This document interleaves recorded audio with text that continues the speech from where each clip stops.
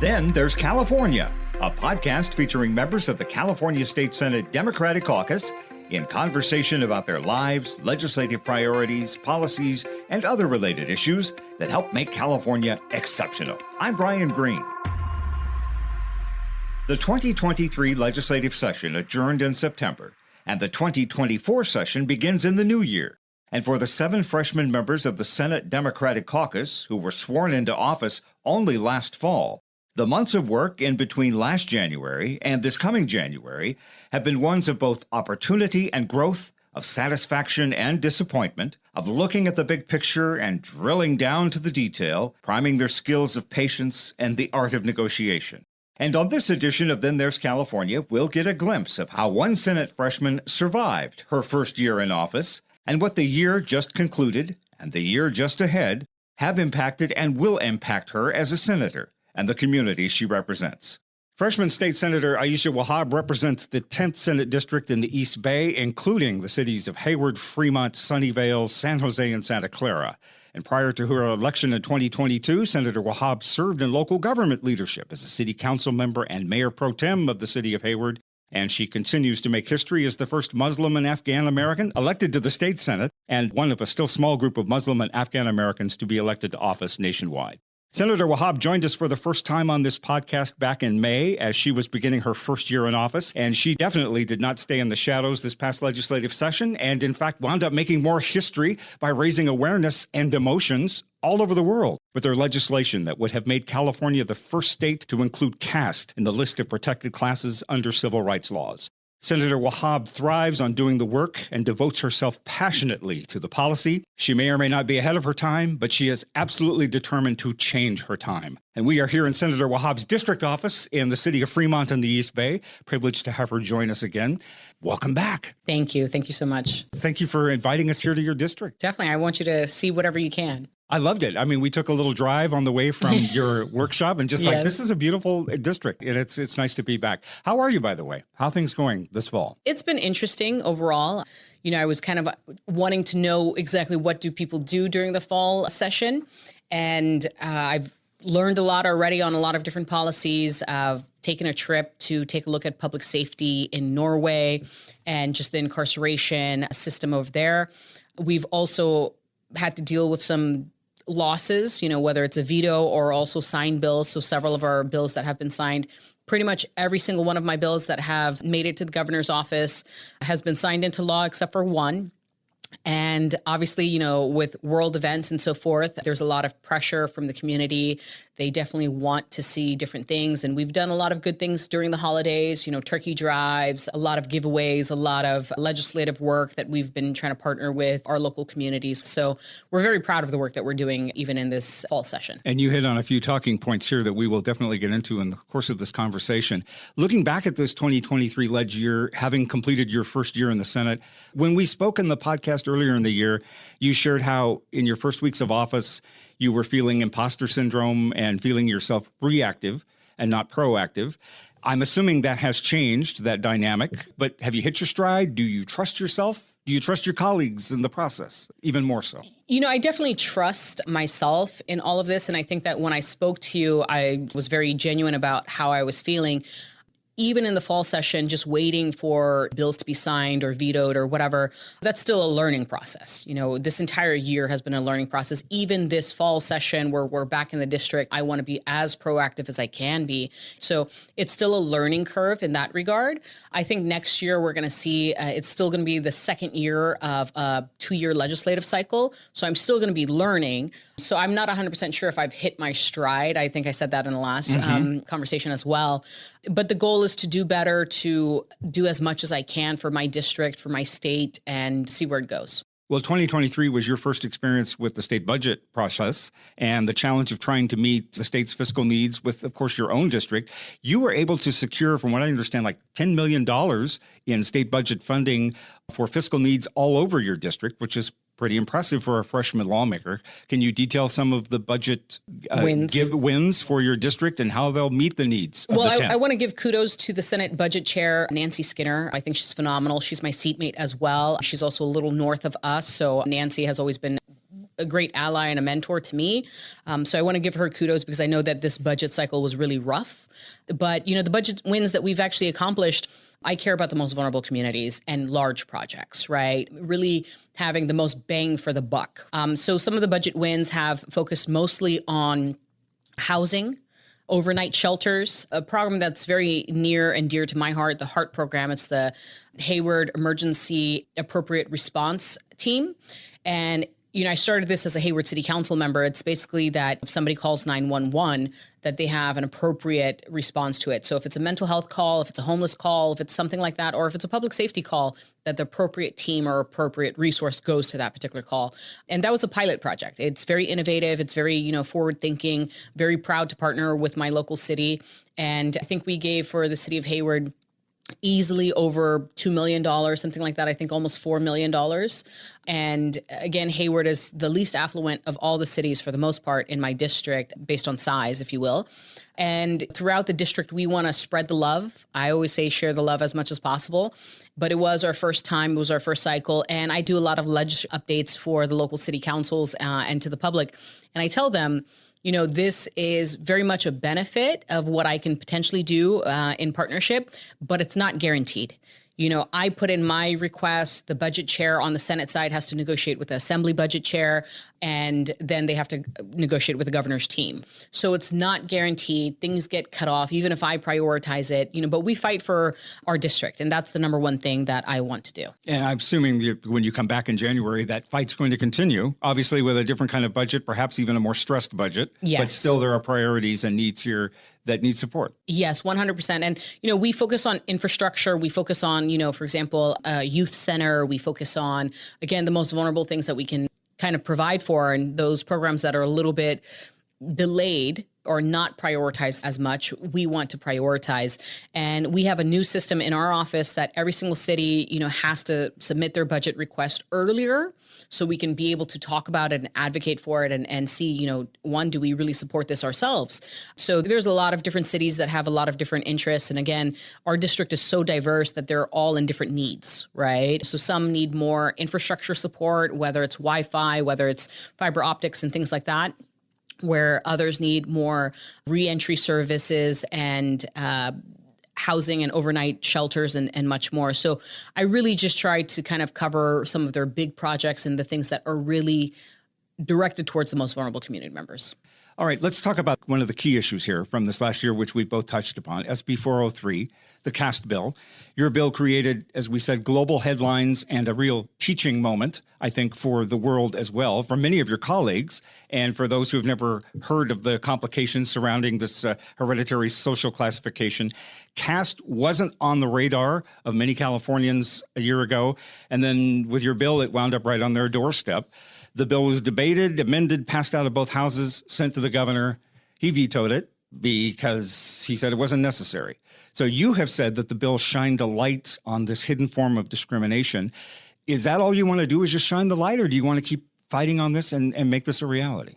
I do want to make it a reality. I was obviously disappointed that it was vetoed. And, like I said, all my bills were signed into law. I'm very grateful for that. This was a priority bill for me. This was incredibly important for literally thousands upon thousands of people in my district, but also millions of people across the state of California, as well as millions across the world, right? This, to your point, this was talked about in so many different circles.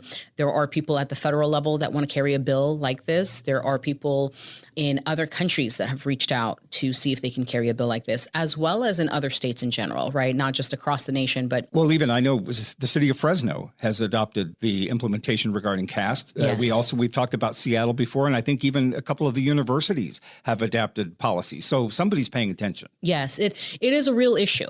Right. People can say it's not an issue. People can say that this bill is covered in our discrimination laws as is now. And the reality is I'd like to just make it explicit. This is a very specific type of discrimination. It covers very specific issues.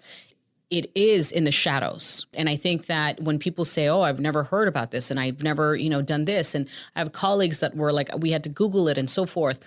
The mere fact, and I say this all the time, the fact that 1,000 people showed up at 9 a.m. to a Senate judiciary hearing to see whether or not they support it or not, right? It's an issue that's in the communities, and specifically in my district. And the type of discrimination that does happen is so horrific and often overlooked because it is not understood by the larger public. So human trafficking is based on caste discrimination, housing discrimination, employment discrimination, educational discrimination, you name it, it is based on caste. We don't see it. It's not as simple as a lot of the discrimination that the state of California and the United States has historically covered that's very identifiable, right? Right. In the sense of gender discrimination or race discrimination or age discrimination or anything like that. But again, we have to go further and deeper to protect more people. And I have consistently said that to anybody and everybody. And I hope that even if I don't get this signed into law, I want other states and other countries and the larger public to understand that this is a form of discrimination that needs to be highlighted, and the vulnerable communities and the people that are discriminated against should be protected. And it wouldn't have been a big issue if it wasn't happening, if it truly wasn't happening. I get the sense that in spite of the death threats you received, in spite of seeing people on hunger strikes out in front of the legislative office building, that you would feel derelict in your duty if you didn't push forward with this. Yes. The honest truth of the matter is this was a bill that for myself and so many people in my staff was a no-brainer. We talked about it. This was a discrimination bill. It's a civil rights bill. It's a social justice bill. And we truly believed, and the state legislature, my colleagues, the mere fact that they overwhelmingly supported this bill clearly demonstrates the fact that, yes, this was a no-brainer. This is something that we can do.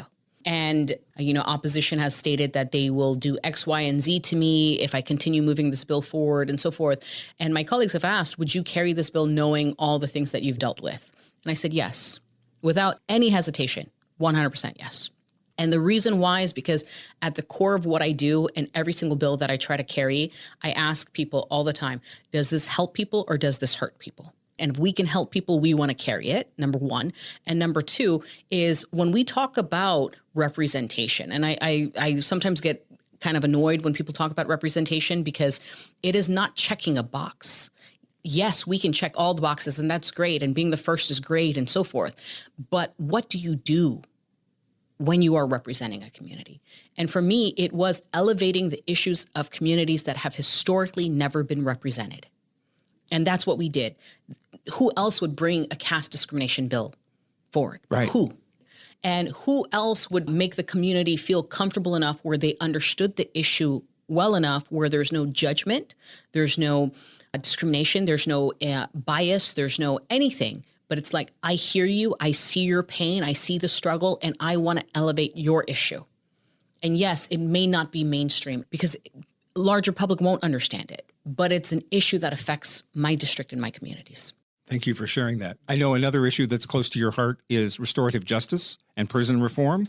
And as you mentioned, after session adjourned in August, you went with a few of your colleagues, along with corrections officers and a few formerly incarcerated individuals, to Norway to study their model of incarceration and see if there were any insights or tools that could be brought here to California.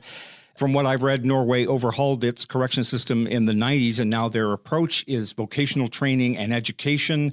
They serve their time, but then they're primed to go back into their communities, and they don't return to prison. Their attitude is the courts are for punishment, the prisons are for making better neighbors. So tell me about the impact that this has had on you, and if that country's model of prison reform can be applied to California, which I know the governor is trying to do over at San Quentin. But talk about the impact of that and what you want to do moving forward with this.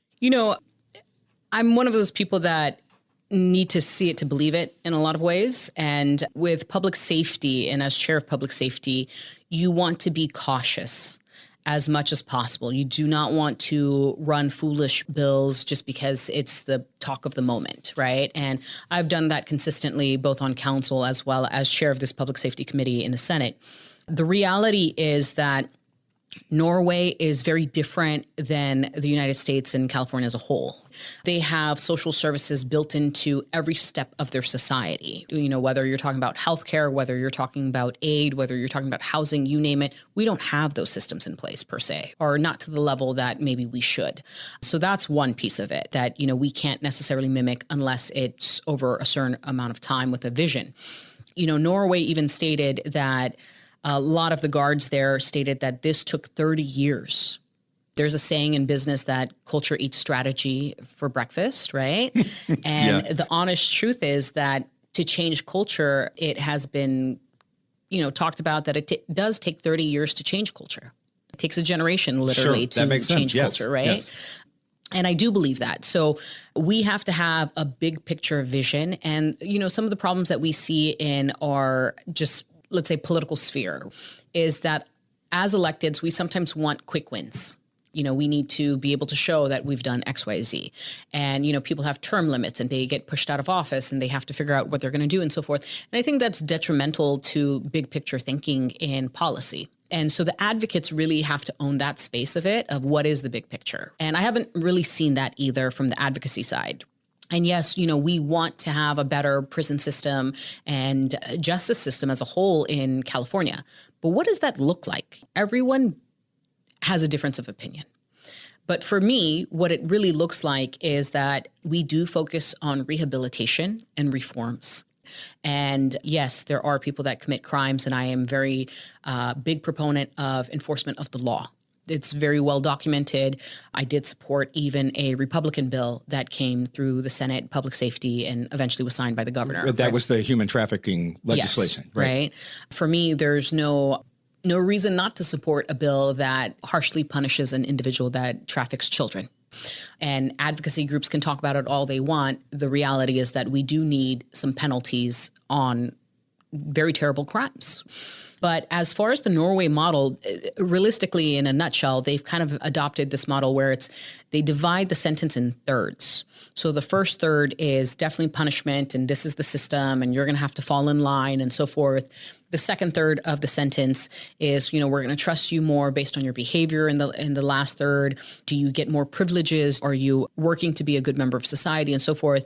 And the final third is really preparing you for normal outside life. And they push the prisoners to either, number one, focus on working 8 hours a day and having a 9 to 5, kind of like the regular society would, or getting educated. And they also have the different departments focused on that. So, for example, in California, for the most part, CDCR handles everything. And maybe that shouldn't be the case. Maybe the education department needs to take over education pieces and provide those services. And in a lot of our prisons, the sad, honest reality is the programs that they tout and say, oh, we have 5 programs and it's these types of educational efforts. First off, they're very outdated, number one. Number two, they're not really focused on actually giving people education, getting a degree, getting, you know, some type of skills or training that they can get a real job with. And one of the sad realities is a lot of people turn to crime for their personal reasons of poverty or addiction or so forth. And we don't treat a lot of substance abuse as mental health conditions. And so maybe the healthcare department needs to kind of step in really managing and treating that, not necessarily officers. And I'm a strong proponent of that. And even like I said, the HEART program in Hayward was the appropriate response needs to be the approach that we take for any issue. It does not mean an officer takes care of every issue. And like I said, I still believe in the enforcement of laws and strict punishments based on, you know, horrible crimes. And we have to prioritize the victim first. And then we have to focus on how can we rehabilitate somebody. And I will say this, that locking somebody up and throwing away the keys is the easy way, but it's not the right way. And the reason why I say that is because the potential of a human life over the course of 40 years, 50 years or so forth, they can do a lot of good and be productive members of society. And they shouldn't necessarily be judged on one, you know, they broke into a car or something like that. And again, at the same time, the punishment needs to fit the crime. So if the crime is something as terrible as murder or rape or some type of violent crime of some sort, that needs to be met appropriately as well, right? That means harsher punishments for those types of crimes. So I really take a look at public safety very holistically and try to not buy into the immediate needs of, oh, this is the argument or talking point of what's happening in the media. It is long-term. What can we do? And as chair of public safety, I will say a lot of the bills can really harshly affect communities. And largely we know communities of color. And that's not what I want to do. I want to do no harm in a lot of ways. And at the same time, hold people accountable for their mistakes, but ensure that they have a pathway forward to being, as the Norwegians say, a good neighbor. Is California ready for this mindset, for this generational change of doing the right thing? As you're talking, I think of the saying, planting a tree whose shade you will never have the opportunity to stand underneath, and planting seeds that we may not see the immediate benefit from. This conservative three strikes kind of state, can we get the buy-in from California to do this? I think the larger public does believe that people deserve second chances. I think that, again, largely people believe in the punishment needs to fit the crime. I also believe that our model is not an ideal model. That's the honest truth of it. No. It's a significant waste of money. It's, has not shown to be beneficial to the larger public in a lot of ways. And the average resident does feel, even statistically, though crime is down across the board, the average resident feels that they see more crime. And so we need to prioritize those victims, people who have gotten their car broken into, people who have been robbed, people that have been abused, that have dealt with things like that, first and foremost, and make sure that they feel safe and whole and complete and feel like they have justice served. And then I do believe that there is a mindset that can be developed in the sense that the perpetrator can rehabilitate themselves, become educated, be able to work, make amends, so forth. I don't think it's going to happen overnight. As much as people want to say, this is a long-term, big picture vision. And again, if it takes 30 years, it takes 30 years. And to your point, we may not see that in my tenure. We may not see that in anybody's tenure. But it is something that I think as a community and society, we need to strive for. Is California as progressive as we sometimes lead ourselves to believe? I know there were some very progressive reform justice measures that circulated through the legislature that didn't make it out of committee, didn't make it to the governor's desk. And as chair of public safety and a progressive yourself, that must be very frustrating. It is. And I've talked to advocates. I've said, I haven't seen any transformational bills. That's the honest truth of it. There hasn't been any transformational bills. And people are, what do you mean? And this and that. And I said, I've looked at a lot of the bills. A lot of the bills are punitive. A lot of the bills are redundant. Point blank, whether we're talking about drug laws, they have been redundant. Law enforcement, district attorneys, public safety experts will come in and say, we have laws on the books for this. If you are carrying this amount of fentanyl, if you are carrying this amount of drugs, if you have violated somebody in this manner, there are laws there. And as policymakers, of course, we want to push laws and, like I said, have those achievements there. But the reality is that a lot of stuff has been redundant and overdone. Now, where are the holes? Where are the gaps? That is not being worked out. Bigger picture is not being worked out. Okay, so when an individual is in prison, what do they do? Honestly, there is a lot of drugs in the prisons. There's a lack of programs in the prisons. If you talk, and I visited a number of prisons, if you talk to the inmates in the prisons, many of them do have difficult backgrounds. Some of them have been victims of sexual assault. Some of them have mental health conditions. Some of them have substance abuse issues. And maybe they need, again, the appropriate response. Do they need treatment? Do they need experts in those areas of mental health and healthcare and job training and so much more? That's really where we need to invest our time. And we don't really see that. So it's disappointing also the lack of data that is coming out. We hear all the time, how women are being treated in these prisons, the deaths in jails, you name it. And that's not being highlighted enough. And the transparency in this industry is not there. And almost a good chunk of our bills that really we're talking about transparency and accountability and these types of safety measures that any other industry would have to do. And we are saying that this person's life is in the hands of government and we don't have enough transparency there. And there's bills being voted against specifically for transparency in our juvenile justice system, where these are kids, basically. The fact that those types of bills are struggling is a disappointment to me. And I think it would be a larger disappointment to the public if they knew exactly in what these bills are really talking about and not the talking points from the left or the right. And that's my biggest frustration, is that it's not about the talking points, it is about the policy. This is great food for thought.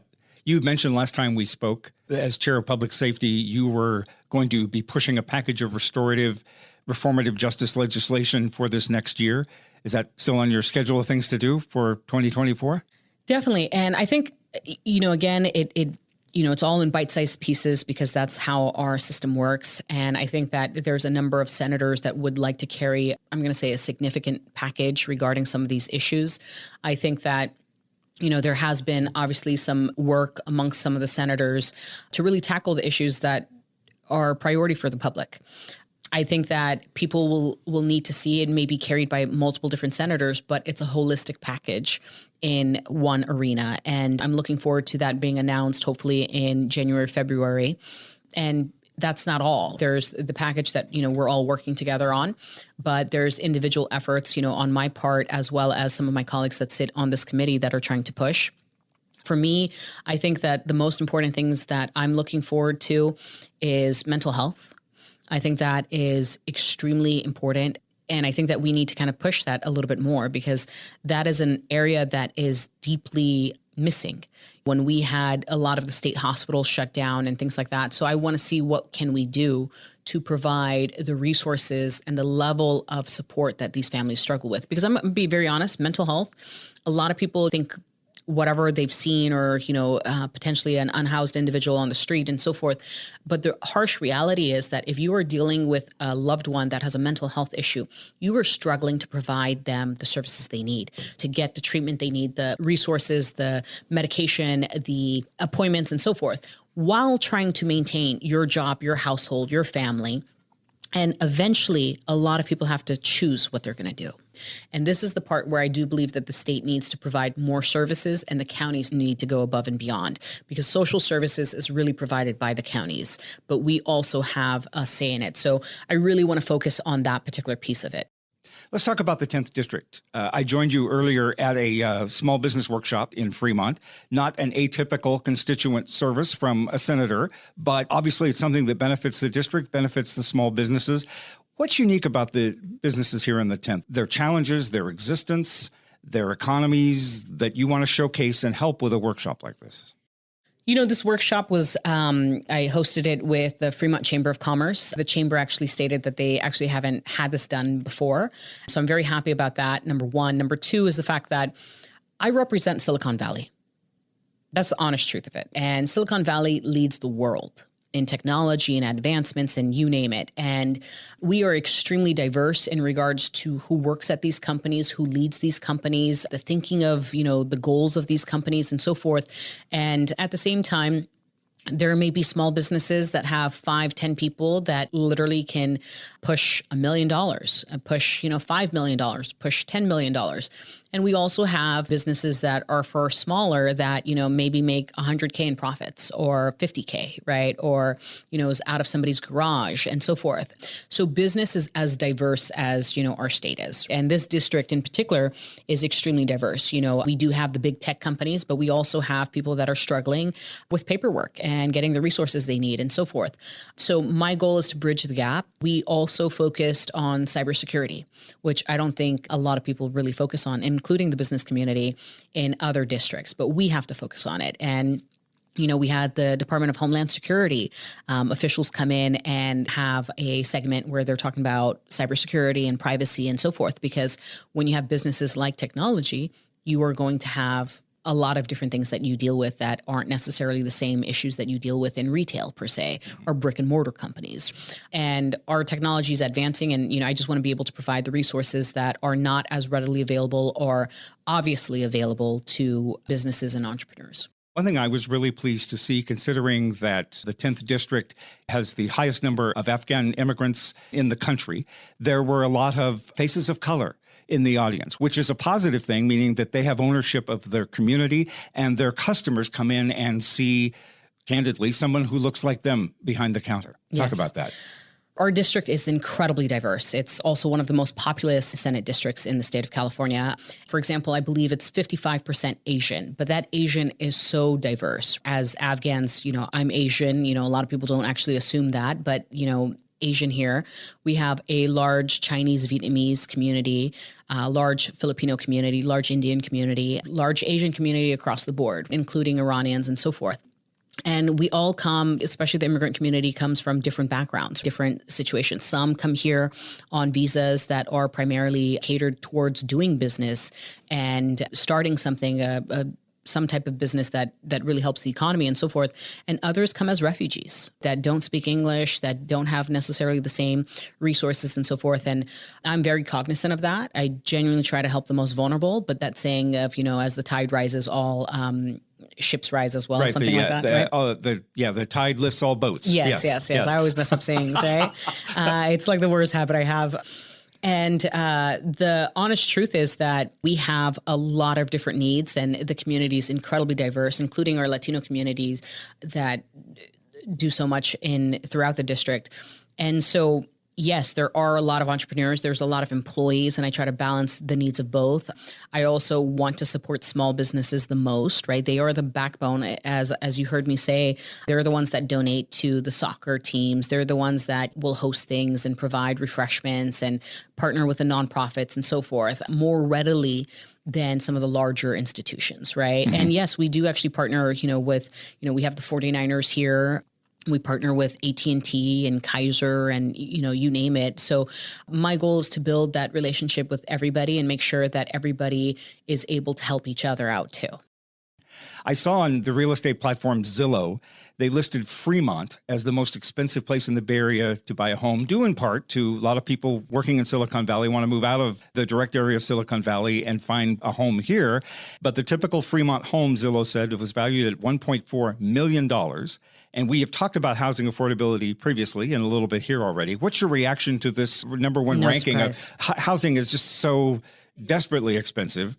And that is why I've pushed bills that reform some of the housing laws that we have, and deeply disappointed that it moved nowhere. And housing, and I've talked to a lot of people about this. I've talked to my colleagues about this. I've talked to industry leaders about this.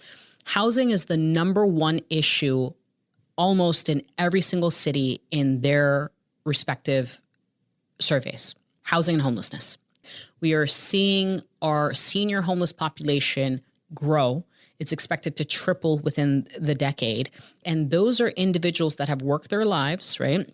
That have maybe a fixed income, that cannot afford a one-bedroom apartment. Definitely not in my district. And I believe the other cities that were listed in that particular headline, as you mentioned, are also in my district. And it's disappointing because I've also suffered what the average American has suffered. And I say this very openly. The foreclosure crisis made millions of Americans lose their home, their single family home, the asset that they may have worked for 10 years, 2 decades to try to pay off and couldn't do it because of all the situations that took place with the housing crisis then. And the big banks got bailed out twice. They got bailed out with influx of cash by the feds, but they also kept the assets when the foreclosure crisis happened. And then they sold the property. And so they benefited twice. I say this all the time. And myself included, with literally millions of other Americans, have not been able to become homeowners in a decade after. Why? Because the laws and the policies are not beneficial to the average American, average Californian. And I think it's counterintuitive, some of the city policies as well. So cities inherently look for a project that they can develop with a developer, and they'll play hot potato of who's really responsible for the type of development and the cost of the home and so forth.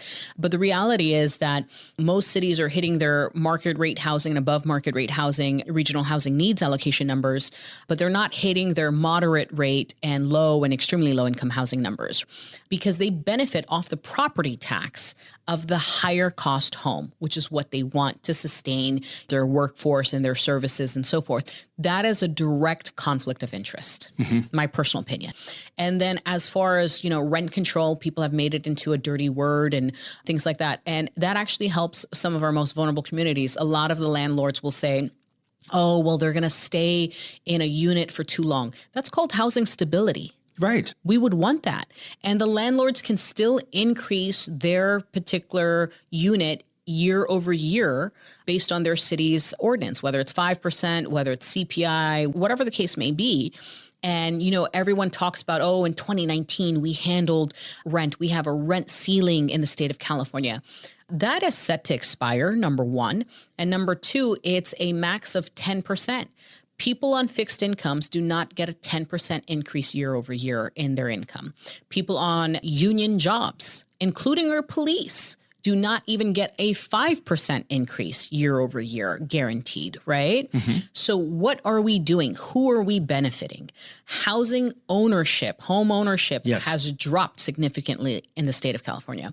We also have these tech companies and these firms that are purchasing a lot of the single family homes. And I use this stat in the last point in time count. Alameda County had roughly 9,474 homeless individuals identified. We have 30,000 vacant units. We can house these individuals 3 times over. The policies are not there to protect the most vulnerable and actually provide something that I believe is a human right. Housing is a human right. So I am deeply frustrated that we aren't focusing as much as we can on housing. And I'm not talking about just development. Development alone is not going to help us. We need to make sure that the laws that are on the books adapt to current times. We need to make sure that the laws reach technology. So when these online firms that people are purchasing homes, the fact that so many of them have bought the affordable homes prior to a normal person like me and you Googling it and saying that, oh, maybe I can afford this. Corporations have already bought it, including the corporations that provide the listings. That's problematic. You authored this last year, SB 555.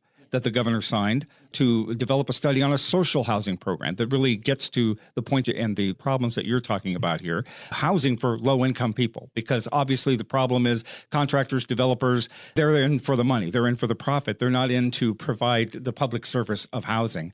Tell us what SB 555 will do and how it'll benefit this area. SB 555 is an iconic bill. It is literally the first social housing bill ever signed in the state of California, as well as the larger country for the most part. And the reality is that this will allow, number one, it has the definition of what social housing is. Number two, it prioritizes moderate, low, and extremely low income housing, which, a lot of the bills that are being pushed are for moderate or above market, housing, which has been developing perfectly fine. It is more expensive to develop nonprofit or low-income housing than any other type of housing unit. Most cities struggle. We did away with redevelopment funds in the state of California over a decade ago. Cities are struggling to meet the demand and so forth. So this bill actually allows for HCD, the Housing and Community Development Department in the state of California, to be able to really study the issue of where do we have these resources? What resources are out there? Specifically, how can we develop more affordable housing in these markets of like moderate to low and extremely low income, to see what resources are out there that are barriers to development of more housing, affordable housing in particular, as well as being able to prioritize land, some of the structures there and funding mechanisms and much more. So the bill is actually very, very holistic as like how we approach housing as a whole, with the focus of the most needy. And, I will say that there were groups that have, as well as colleagues that have advocated for me to amend that bill to include market rate and above market rate housing. And I really do support our housing developers and our landlords and so forth, but we need to prioritize our most vulnerable communities. And that's what you see in this bill. You mentioned that you're a renter. You're Yes. a member of the Legislative Renters Caucus. Yes. And I realize rents are skyrocketing, as you have said, not just on the coast, even the Central Valley is seeing higher rents. I think it would perhaps be a point of encouragement and support and understanding from your constituents to know, hey, their state senator is a renter. She can't afford a home either. Is that helpful to be able to identify, quote unquote, with your constituents to say, I'm walking the same path you are in terms of home ownership or lack of? Yeah, I think it's important to really elevate why our housing policies are not necessarily in favor of renters. That's the honest truth of it. And the fact that out of 120 members, you have 5 or 6 renters, that's problematic and just elevating the conversation. And I told my colleagues, even on city council, when I pushed a lot of pro-renter legislation there, that being a renter today is very different than being a renter 20 years ago. Yes. And people don't get that. Well, right? let me ask, when your parents came here from New York to Fremont, to the East Bay, were they able to buy a home right away? My parents were renters. For example, in the Bay Area, my father always says that he was able to rent a 2-bedroom condo, have a Trans Am on a single income, and go on trips to Lake Tahoe and, all the Bay Area normal stuff that we do. And he said that the quality of life was far better in the late 70s and 80s versus, he says, your generation has zero benefit in quality of life. You guys are struggling every day. You guys are drowning in student loan debt, which people forget about. You are struggling with housing costs that keep soaring, let alone insurance costs, let alone inflation on food and all the other things, right? And we are the sandwich generation where we're struggling whether or not to start our family and take care of our elders at the same time. That is the reality of a millennial right now. That's the reality of a lot of my friends. That's the reality that we are going to actually have to tackle. So I think it is incredibly problematic. And again, like I said, renting today is very different than, even my parents' generation. We pay for our parking spot on a monthly basis. Mm-hmm. We pay for our, of course, electricity, water, and so forth. We pay on a monthly basis whether or not we can have a pet. We pay literally for everything. There is no benefit to being a renter. And how are you going to save for a down payment? When you're competing, especially in the Bay Area, with straight 100% cash offers, nearly several $100,000 over asking. How? So I think that the state legislature as a whole needs to kind of actually see that this is a problem that is affecting the quality of life of families. The cliche question here, but is it your dream to own a home? Oh, 100%. In the community that you grew up in? Oh, yes. I don't know when that's going to happen, to be completely frank with you. But the reality is that I want to be able to own a single family home that has a backyard, that I can have a dog, that I can just enjoy my life, that the monthly payment that I have to pay for the mortgage is fixed and I know exactly what it's going to be every single month, and not every 12 months I have to freak out as to what does the increase look like? Where am I going to get this? And when I talk about quality of life, when families are struggling with rents like this, and they're moving from city to city to city, they are moving their children from school to school to school. That's the impact that it has. And people don't feel attached to a community when it's like that. And then you have an uptick of disengagement and apathy towards whether it's government, towards services, towards community, towards supporting anybody around you. That's the honest truth of what we're creating and what we're seeing.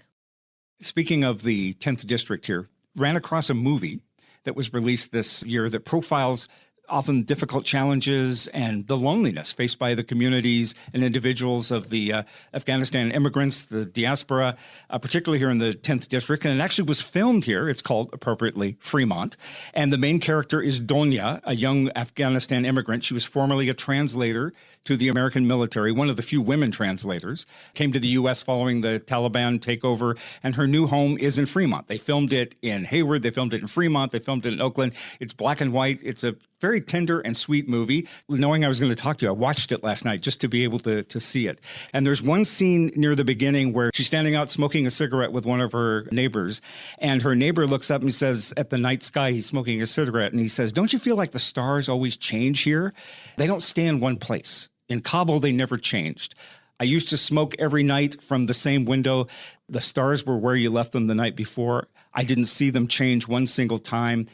I don't know how people feel safe in a place where the stars change so much." And I remember pausing it and writing that down. And I thought, if there's anything that personifies the immigrant experience, not just for Afghans, but for Asian Americans, whoever, it's that notice of home versus what is home here, trying to connect, even noticing the stars. What do you think about that? I assume you've heard of this movie. Yes. I'm very aware of how people, when they move locations or circumstance or family situations change, what loneliness really does. And it's something that I think that we struggle with in this society as a whole. It's often talked about in senior isolation, or how men in particular feel very isolated and they can't talk about their feelings and so forth. And within the immigrant community, it's difficult in a different way. They may not necessarily be able to speak the language. They may not have family and friends. They may not have known the high school. They can't reminisce the same way as, regular folks that grow up in the same place can. And that sense of loneliness and isolation is extremely detrimental to one's psyche. And you start to feel more as an outsider and not included. And it is something that is often held in private.